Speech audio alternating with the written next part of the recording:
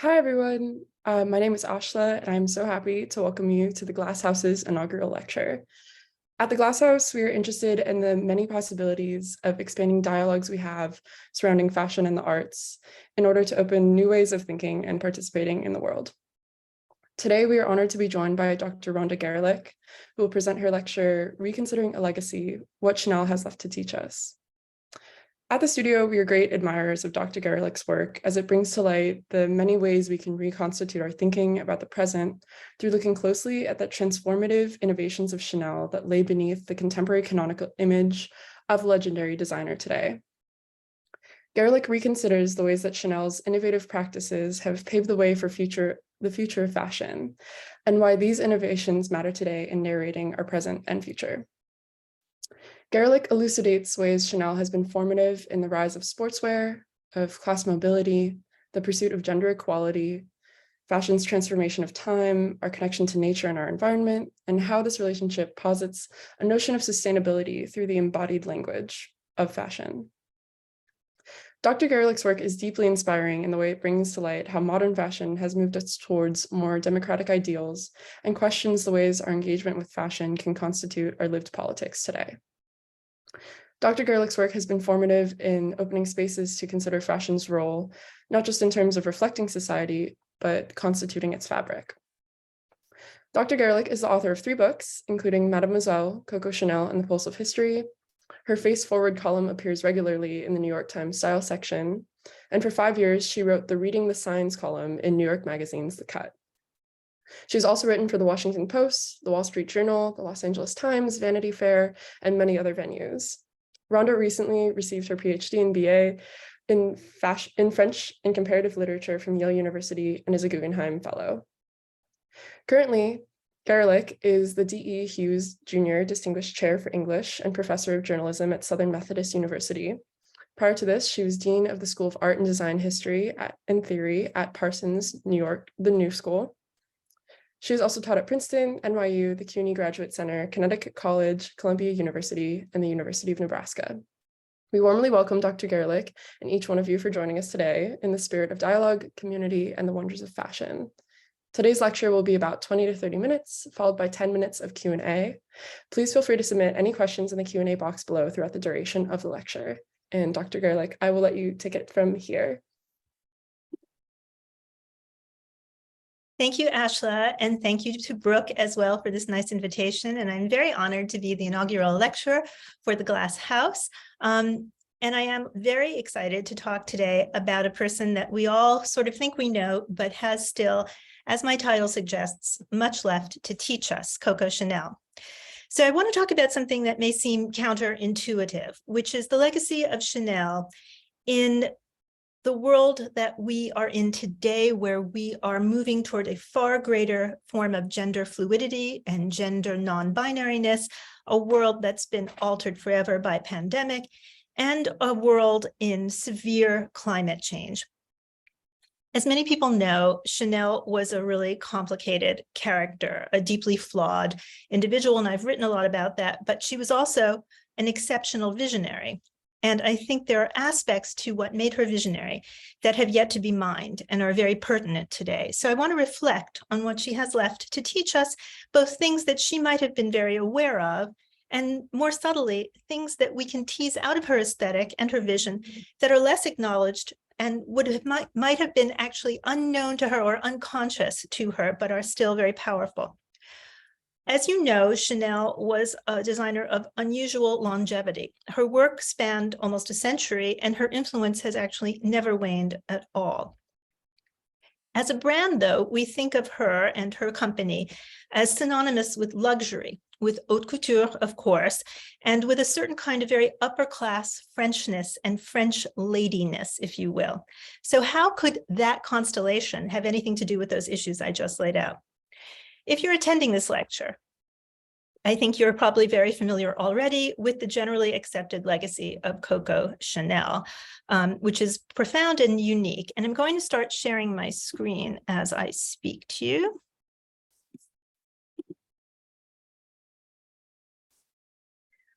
Her legacy is famous, and usually if I can look around a room of audience members, and even when I can't, as today, I can be pretty certain that I will see elements of her legacy. If you are wearing your hair shorter, if you're wearing eyeglasses, if your shoes are flat, if you are not in a corset, if you're wearing pants today, if you're in a t-shirt, if you put on lipstick today from a tube, if you're wearing any kind of branded logo visibly on your clothes, if you like getting a tan, whether a real tan or a spray-on tan, if you're wearing costume jewelry, if you're wearing black and you're not in mourning, if any of these things apply to you today, you are living proof of Chanel's enduring legacy.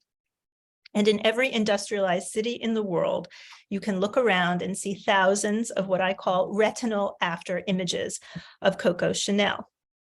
When I ask people what the Chanel name, brand, style means to them, I get very similar answers no matter who I speak to.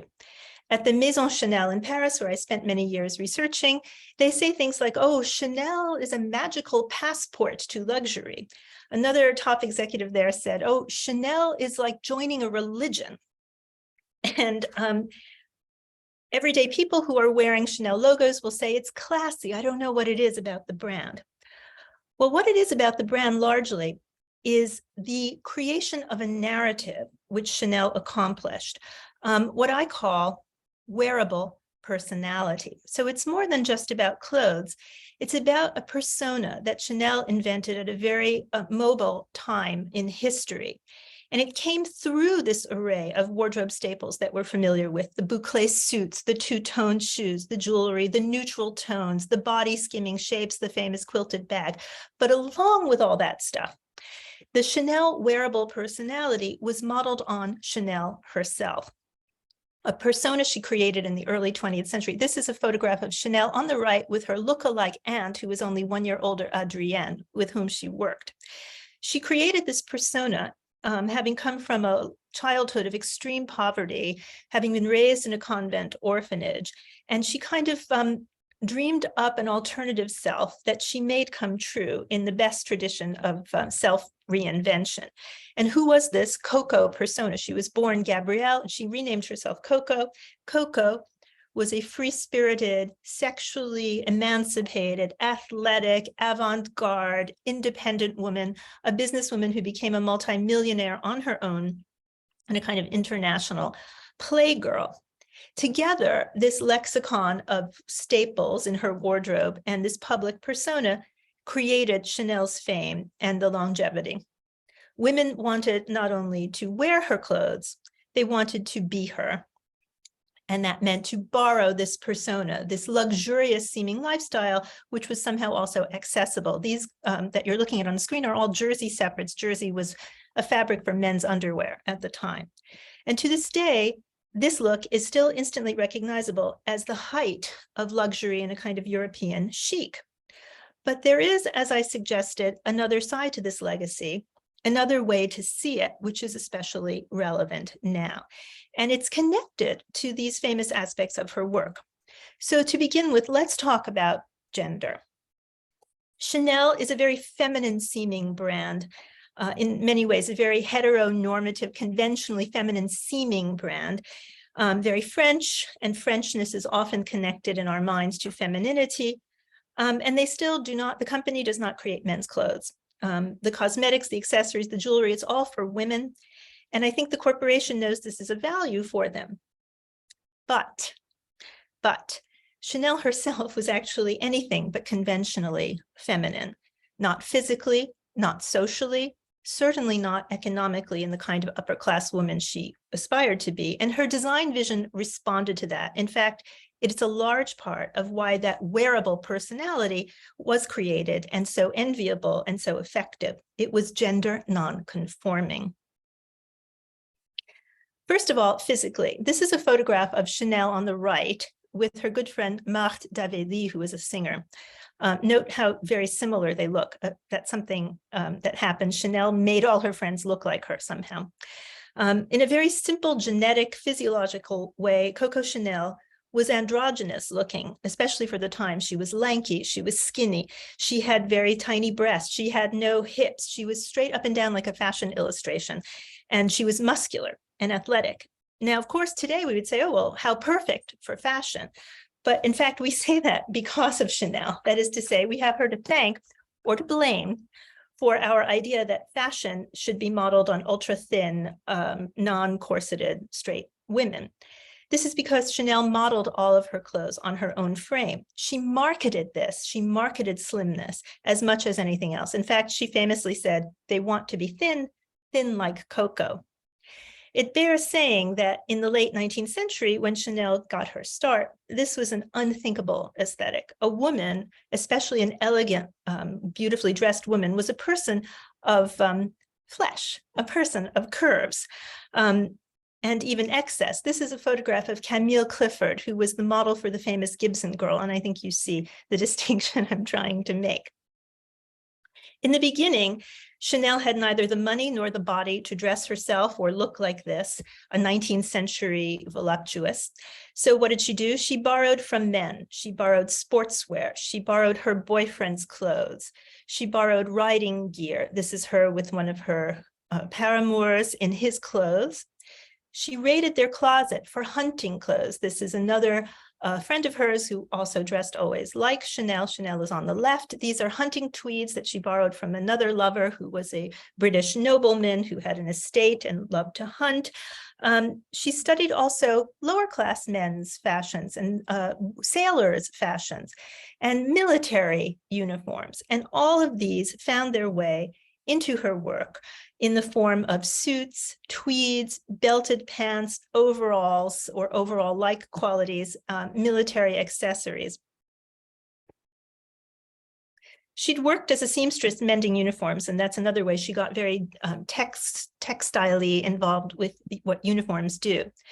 But it's good to remember that this is what an elegant dress looked like when she started. This is a dress by Charles Worth, and goes without saying that this is the exact opposite of the aesthetic that she made extremely famous and also extremely expensive. Her little t-shirts and little jersey separates cost the equivalent of $3,000 to $5,000 for the smallest thing in her era. So she understood luxury. She wore men's hats, she wore men's trousers and sweaters, and she looked so fetching in them that she was able then to market them to other people. And what she was marketing was not just the outfits, but herself. And by the time she'd established her couture house, she was turning out clothes that a few years earlier would have been considered vastly inappropriate and mannish, too masculine, unfeminine.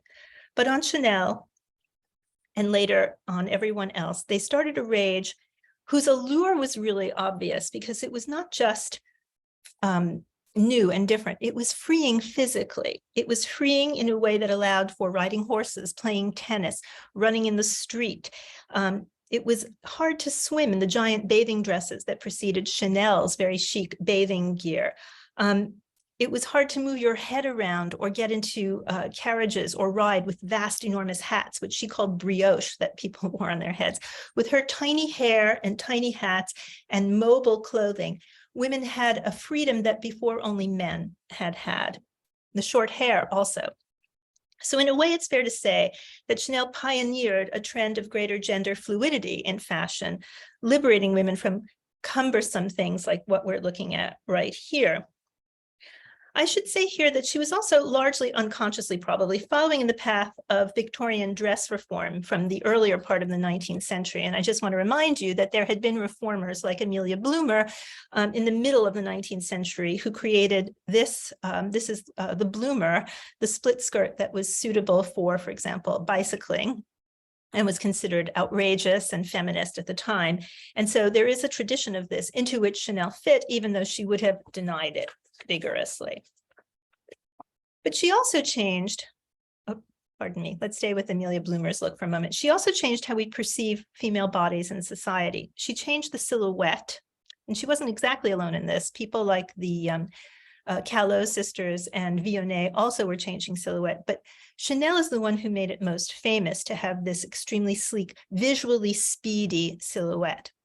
But along with that comes changed social expectations. And I see this legacy today as supremely relevant in the newly non-binary, gender-fluid world we live in. More and more designers are tossing out assumptions about what male and female dressing should look like, redefining and redrawing anew the silhouette of the human body to highlight our shared humanity instead of exaggerating gender difference. And one of the leaders in this is, of course, Telfar Clemens, who has described his fashion as horizontal, democratic, and universal. And I find that word democratic so interesting because we think of the Chanel brand as luxurious, but what I say is that hidden within that is a real spirit of democracy that we can extract from her, and I think is seen in the work of people like Telfar. This is progressive, this is exciting, and for however much we think of Chanel as the French lady brand, it's actually we're looking at the descendants of her experimental, unconventional vision of womanhood, and by extension, manhood 100 years ago. The athleticism of her look and her clothes was radical for its time, and it was an important step in taking apart gender binaries. And the social role she created, which was part of that narrative, that wearable personality that I was talking about, the social role was just as important in dismantling convention. As an independent, wealthy, never married, childless, or probably childless, you can ask me about that later, sexually free, openly bisexual at certain times in her life, woman, Chanel was taking apart other social conventions simply by being famous. Fashion that moves toward dismantling gender conventions is then clearly a part of Chanel's legacy and one we can learn much from today. I wanted to show you this photograph of Chanel on the left in the Breton sailor sweater that she pioneered, borrowing from actual sailors, and which we still see everywhere today. And that's her with her short hair, with her trousers, in nature, and next to her is an outfit from Telfar Clemens' spring collection of 2018. And I think it speaks for itself, the direct line of descendants. I think we have to look at the work of people like British designer Harris Reed as well, who is playing with Victorian conventions and gender disruption. And at the work of someone like Jacqueline Loquito, who here is showing her fabulous, I love this, it's open in the back, I don't have time to show you. This is a bronze velour onesie. It's called the Festive Bronze Bodysuit, and it works on men and women, and her work is very much gender defying as well. There are many more designers I could point to, but the point is that the proto-gender fluidity of Chanel is powerful and ongoing. And then I want to move to another aspect that's related to this, and that is comfort and ease. Comfort and ease in a very literal way, in the pleasure of fabric, of a certain kind of fit and range of movement. Chanel is famous for having worked on her creations in a very tactile, physical way. She did not draw patterns, for example. She sculpted her clothes directly onto models, and she would be on her knees pinning and moving the fabric around, and she considered it a three-dimensional, very bodily art form. She would insist that her models squat on the floor, that they hug themselves, that they raise their arms high as she created her clothes on them, that they moved around, because she was obsessed with movement and range of movement in women's clothes. She also had, many of you may know if you're followers of fashion, Chanel was famous for creating extremely finished interiors of her clothing. Her hems, her stitching, her linings were fastidiously finished. And she's famous for, of course, sewing chains into the bottoms of jacket hems, for example, to weight them properly so they laid sleek and plumb. She was also famous for creating shoes that were walkable, not only flats, but she pioneered cork in shoe soles. And if you've ever put on a pair of cork sandals, you know immediately that cushiony spring that you get from them. This is thinking about how women walk, how women move their bodies. It's a social, sexual, and even economic kind of liberty, because you can work in these clothes. You don't just sit and be an object. And when you go back and put on vintage Chanel designed by Coco, not by Karl Lagerfeld or anyone else, you know this feeling. You can put them on and It's a silky hug. It's a feeling of welcome bodily ease. It's almost intoxicating, actually. This haptic quality, the touch of the garment, the way it feels on the woman is a further liberatory aspect, and one that finds descendants in the work of a number of people, of experimental designers who care more about the sensuousness of a garment from the inside, from the woman's experience. And I'm thinking especially of Rei Kawakubo, who has talked about this, about the pleasure, the personal pleasure, that the eros of the garment comes from within more than the objectifying gaze upon it.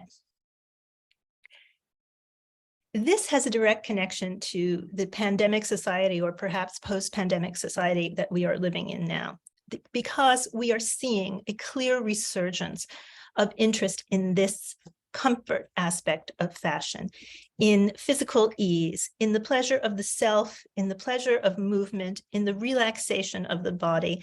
And we've been seeing since the pandemic started an upsurge in this kind of look in Reese's Luxe leisure wear of 2020. I really like this look. In more haute fashion, such as Fendi silk pajama look, which you can see looks like an illustration right out of Chanel, who popularized pajamas for day wear. This idea that you should be as comfortable awake as you are asleep. So now I want to talk about the related topic, again, perhaps counterintuitive, of modesty in fashion. Modest fashion is fashion coined, it's a term that's coined from within the past 20 years or so, and it refers, as you probably know, to a variety of styles that range from traditional religious garb, such as the hijab or the abaya, to more Western garments that cover all or most of the body. This could be for religious purposes or simply for personal preference. Until recently, though, modest clothing really lived in a separate universe from fashion, and it was more or less exiled, and you rarely saw it anywhere on the runway or Fashion Week or in magazines, but this is changing. There's a real sea change underway, and within about the past 15 years, cultural interest in modern fashion has exploded, as have the number of brands devoted to it. Some very high-end designers like Dolce & Gabbana and Louis Vuitton have been entering this sphere, as well as mass market global retailers like Zara and H&M. They are all incorporating modest fashion into their lines. And there are some very interesting designers working in this field, such as Mariam Khan, whose brand Daska is showing both religious garb and simply modest garb for anyone interested in her line. And she has shown at New York Fashion Week. And then there is the Veiled Collective. Mariam Khan is a British designer. The Veiled Collective is a New York brand.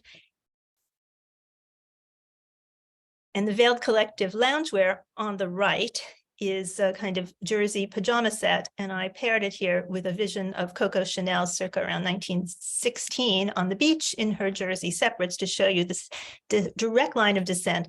Modest, body covering, comfortable, freedom of movement, very much in the spirit of Chanel from 100+ years ago. Also, there's the Orthodox Jewish brand, The Frock, which was founded by the sisters Chaya Chenin and Simi Polanski. And they're doing a similar vibe as you see here. This is one of their dresses. It's flowing, it's draped, it's comfortable, which is shown to you by the pose of the model. And I think we have to put that again in the line of descent from Chanel, who I would argue was the original modest fashion designer. Her skirts never went above the knee. She covered pretty much everything. There was no décolletage. There were shoulders sometimes, but aside from that, arms, legs, knees, everything was modestly covered. It was not a fetishizing look. It was not a body fragmenting look. It was about the sweep of a line and physical ease. And I think we can attribute that aesthetic partly to her childhood in a convent orphanage and the very strong influence of Catholic nuns in her look, and also a kind of inherent sense of decorum and dignity that she tried very much to hold on to as an outsider who was trying to break into society. But the reason that female heads of state and other sort of dignitaries still rely on traditional Chanel is this kind of chic that is modest, but not unalluring. And its suitability for a wide variety of ages is also key. And I think when we talk about new liberatory forms of fashion, we have to talk not just about physical mobility and gender mobility. We have to talk about ageism, and we have to talk about classism, and we have to talk about body positivity. And while it's true that Chanel, her aesthetic can be kind of unforgiving to unskinny figures, that is not true for all of her looks, and it can be mutated. And I think there's a lot of possibility there as well. So I want to put her in that lineup too. And this is just, of course, a lineup of famous women of past and present who went to that go-to boucle suit, tweed suit, to be infinitely appropriate. And I'd like to talk briefly in the time that remains about color and pattern and the connection to the natural world. As you know, and as you can see in this lineup, Chanel was a fan of neutrals, and she stuck very closely to solid colors: navy, black, brown, beige, gray, cream, rose, occasionally pink or red. But she was very involved in the creation of fabric as well, and was quite fascinated with nature and how to reproduce nature in her garments. She had her own knit factory, tweed factory in Scotland. After living there for some time with one of her partners, she became fascinated with the heathered tweeds of Scotland, and she started producing her own. And famously, the way she created these tweeds was she would take very long walks in the forest. This is something she had done ever since childhood. She was really a peasant country girl, and no matter where she was in her life, she would take long nature walks. And in Scotland, she would walk through the woods, and she would bend down and she would pick up handfuls of twigs and leaves and fallen flowers, berries, and she would smash them up, crush them together in her hands. And then she would hold her hands like this and run back to the factory, and she would open her hands. And I had this directly from a close associate of hers, and she would say, "Make me this. This is the color of the tweed I want." And they would. What she wanted was a natural blend of earth tones that she felt physically tactilely connected to. She wanted the look of her garments to reflect her own experience in nature. And you see here a typical lineup of her tweed fabrics. Here's another version. I see this as an example of how, for all the glamour that we associate with the Chanel aesthetic, it had a very natural quality to it, a very down-to-earth, literally down-to-earth quality. In fact, Chanel often said the only bright color she could tolerate sometimes was red. Why? Because, according to her, the body had red blood inside it. And so when we saw red in our clothing, we were not startled. It didn't seem unnatural to the body. It's the spirit of that thought that I find relevant today. Synthetic fibers and dyes are among the most damaging to our environment, and remaining mindful of what is natural to our bodies and to the body of the planet is critical right now. And this brings me to my final point, which has to do with the environmental concerns of fashion. As you may know, fashion is the single biggest polluting industry on the planet, before even fossil fuel. It is more destructive than everything. 1.2 billion tons of greenhouse gases are produced annually by fashion. The environmental destruction of this industry is largely due to the volume of its production. 53 million tons of clothing, 53 million tons of clothing are produced every year, and many of those tons are burned when they're not used. Manufacturing these new clothes burns through swaths of the planet's resources, and toxic fabric dyes are among the most polluting, accounting for 20% of ocean pollution alone. Now, many designers and companies are committing themselves publicly to a greener, more humane industry. But you've heard the term greenwashing, perhaps not enough, not even remotely enough is being done in manufacturing or in our concept of what fashion should mean. And here is perhaps the most counterintuitive part of Chanel's legacy for me. At the heart of her aesthetic lay that deep connection to nature I was explaining, this human scale idea for how bodies should be in their clothes, to comfort, to concern for physical bodies, but also a respect for the relationship of the body and the garment to nature.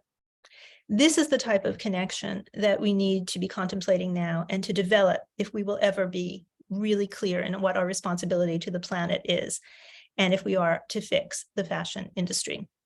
Recognizing that natural connection between the human and planetary health means changing not only production methods and labor conditions, but also the life cycle of fashion itself, rethinking the rapid turnover of styles that we associate with fashion, reducing the number of collections and seasons, and more profoundly, finding beauty in durable, natural materials and garments that we keep for a very long time. We think of fashion as associated with perpetual newness, with la dernière mode, the latest thing, rush, rush, rush to the next. I mean, this is fashion month now, and everyone is circling the globe, burning up jet fuel. We have to rethink fashion's relationship to time in order to start repairing its cataclysmic effects on workers as well as the planet. That the Chanel look has persisted the way it has for over a century now is proof that fashion need not be constantly reinventing itself. It's proof that we all instantly recognize one look, generation after generation, as fashionable, as desirable. This is evidence that constant innovation, frankly, is folly. Chanel's idea of the uniform, of a classic, enduring, unchanging way of dressing is actually more contemporary than ever. It's not how the Chanel Corporation is run today, but it's not how any fashion brand is run today. But in her original vision, this country peasant girl and her respect and connection for the natural world, its colors, its fabric, its bodies, and that self-made character's infinite regenerative ability, I think we can find a very powerful legacy. This is Chanel, who liked to climb trees on her enormous estate. And I'll leave you with that. Thank you for your attention.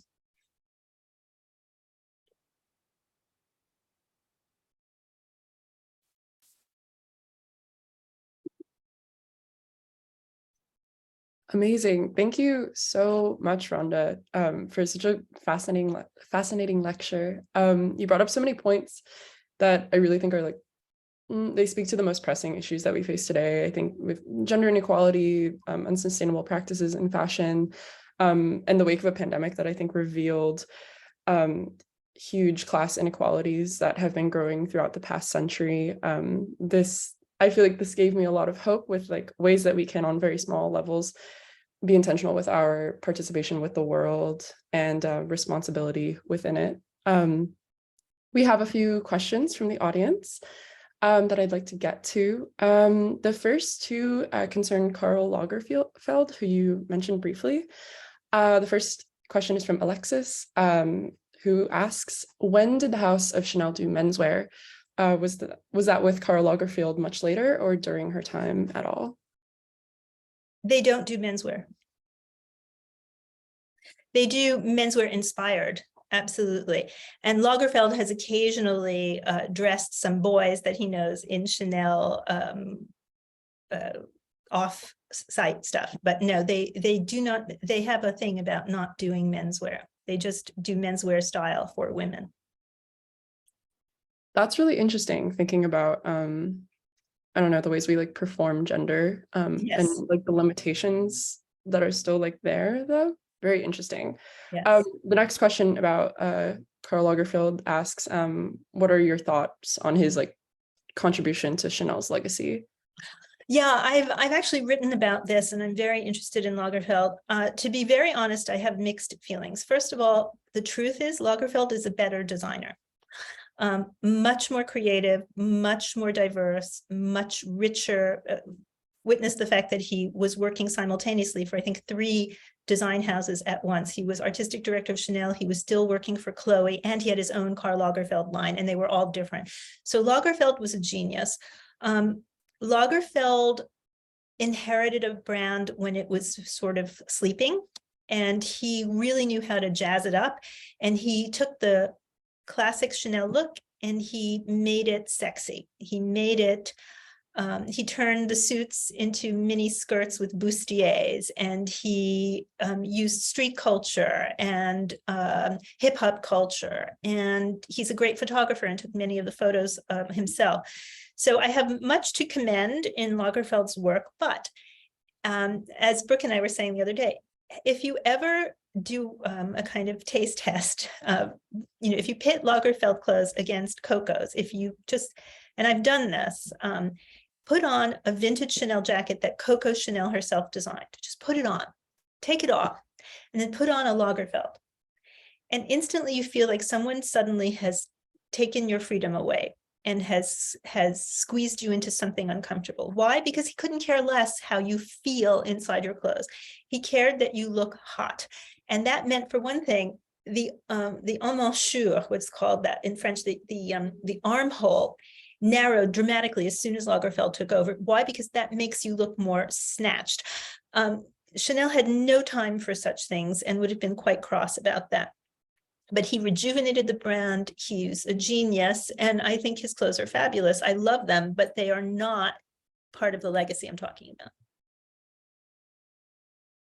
about. Kind of going off of this, another attendee asks why you think modest fashion had a resurgence, kind of speaking to her style and choices. Why it had a resurgence recently?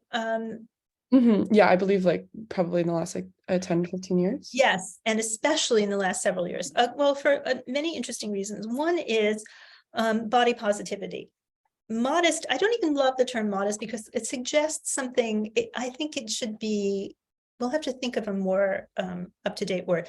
But I think a lot of women have grown tired of fetishizing body parts and fragmenting themselves into chicken parts, breast, thigh, and rump, and so forth in their clothes. And it's very liberating to take that off and put on something that's smooth and free, and where you don't have to constantly adjust yourself and wonder if you're showing too much, or are you wearing Spanx, or should you suck it in? Did you go to Pilates class? It's a much more forgiving way to dress. Also, as you get older, a lot of the haute couture that's available really feels sometimes age inappropriate. My mother had an expression that she used to use, it's a little harsh, but she used to say, you don't want to be mutton dressed as lamb. Now, it's a sexist expression, I know, but there's something to what she meant was you don't want to seem like you're trying too hard to be the lamb when you are an older sheep. And modest fashion can allow older women a kind of bodily dignity and beauty that is not always instantly available in some of the hyper-sexualized fashion of many designers. Also, I think diversity and inclusion have made us rethink and recognize that hijabis, for example, and other women who cover for religious reasons, Orthodox Jewish women, some Christian sects, want to look fashionable too, without compromising the standards of their religion. And there's no reason on earth why they should not. And so it's a way of integrating difference into the fashion world. And finally, I think the sadder reason is the pandemic, or just the inevitable truth that many of us who were fortunate enough to work from home stopped wearing all the stuff that hurts and binds and shows off. And if you spend 3 years in your yoga togs, it's pretty hard to take them off and put on a spandex dress and 4-inch heels, even if you love those things. So modest fashion has a role there too. Very interesting. We have a question that kind of concerns maybe a different side of Chanel's legacy, because I think we can't really understand her without the context of her involvement with and kind of support of fascism during World War II. And so we were wondering what you see as connections between Chanel's relationship with fascist aesthetics and what's going on today in politics, and how we can navigate giving a platform to the life and career of a figure who on one hand gave so many the means for liberation, but on the other hand took that away from others. So wondering your thoughts. Well, this is a big topic, and as you may know, I wrote a 600-page book about it, so I have thought about it a lot. First off, I would make a distinction between Chanel, the person, and Chanel's aesthetic, although there is a connection. So yes, it is indisputable that Chanel was a supporter of Nazi causes during World War II and probably had some connection to the German powers during even World War I. She had what I consider to be contemptible politics, and I probably would never have been her friend. And it's true that she made common cause with certain loathsome individuals. Yes. Also, it is true that right now we are seeing a terrifying rise in fascism globally, and it does have an effect on every aspect of society, including fashion. The flip side, which is complicated, is, Oscar Wilde said you have to be able to hold two distinctly opposite ideas in your mind at one time. So let's try.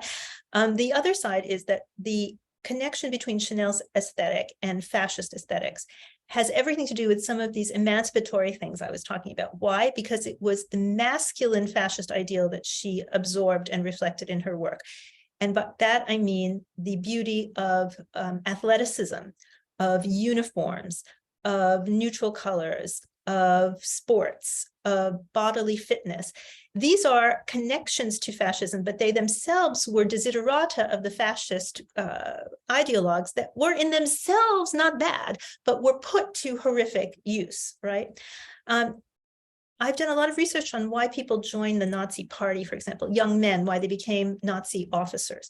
And you wouldn't believe how many said, I thought I would look handsome in the outfit. And I wanted girls to like me. And the men looked so great and their clothes were so great. Sadly, young men can be, young men who are soldiers are not, they're not the masterminds of war. They are just the cannon fodder. So there was this design appeal that Chanel also responded to.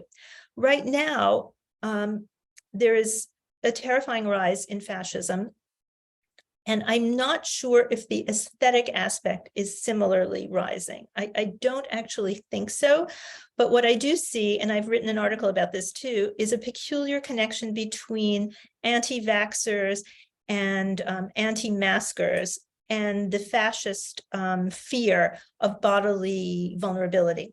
So I think that in some of there have been offshoots of this in certain fashion-related and bodily-related issues, not necessarily couture, as we're discussing. The final thing I would say is, and it's a very powerful question to ask, why would we want to admire or draw lessons, moral lessons of any sort from a person whom we deplore, who had heinous personal politics?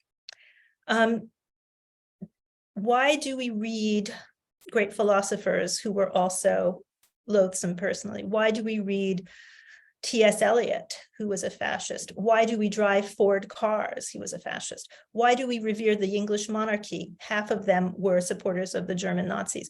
Why do we take Bayer aspirin? That company made the Zyklon B gas for the concentration camps. Why do you drive a German car? The reason is that the connections are not any longer direct, and there are things to be benefited from when you separate the personal history of an individual from aesthetics, commodities, politics, and global trade. What I tell my students is you have to be mindful and you have to be critical, and you can also choose what you spend money on. I prefer to spend money on brands that I think are ecologically responsible. I give money to politicians whose politics I support, but I can still learn from people I might not have wanted to have dinner with. Absolutely. I was wondering what you think, and this could be related to the last question or not. I was wondering what you think could happen in education to create better environments for thinking about fashion and the problems of fashion in terms of its contribution to global warming or social issues or anything like that. Oh, thank you so much for that question. I actually think it's hugely important. The first thing is to combat sexism in education. I think the fashion is as important a form of art and social connection as, economics, sports history, sociology, art history, but it is almost never a degree earning topic at most schools because I think largely of its connection, its extreme connection both with women and with gay men. And it's two different kinds of hatred fuel the diminishment of fashion as a serious topic. When you teach fashion to students, university students, which I have done now for years, it's incredible how passionate they are. Why? Because it connects daily life that can be delicious and fascinating and that people love to pursue as an outside interest, men and women, with inside official university stuff. Once you make clear, not just in fashion, but with any form of education, that there is no distinction between academic subjects and life, no distinction, then you've unleashed the power of an educated citizenry who can go off and read the culture in all its aspects and not say things like, oh, well, things that have to do with women or fashion, or, there was a time when art history was diminished for the same reason. Those don't count. We'll only talk about serious things. And then you miss some pretty powerful stuff. So we can create more classes that include fashion. They're doing it at Harvard. They're doing it at Columbia. We're doing it here at SMU. And you can make sure you tell young men also that this is of interest and make sure it's not ghettoized. Absolutely. Thank you so much. It looks like we have only time for like one more question, and there's one more in the chat. So I'm going to read this out. But essentially what they're asking is that regarding the pandemic, they heard many like stories through the industry that they kind of see fashion as driven by luxury clients who seem to live in ivory towers. Yeah. And they asked, do you see this sector ever like truly caring about our planet? And I don't know, maybe like how we can move forward like with maybe systems that exist already, and how we can create like maybe a more sustainable future with these practices that are in place. I wish I could solve this. Fashion is both extremely exclusionary and extremely democratic. That's just a paradox of fashion.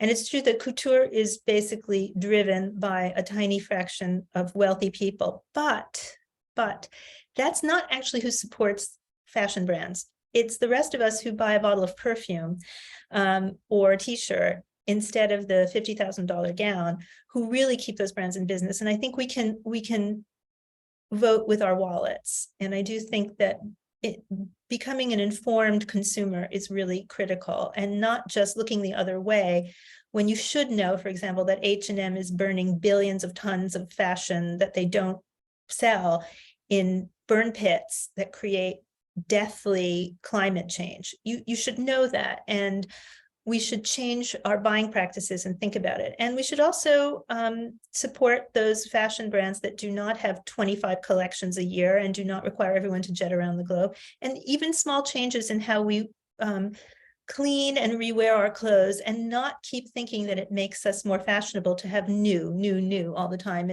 And shop consignment, shop vintage. There are really practical ways that an informed population can change things. And also vote, make sure that you vote for people who support climate protections.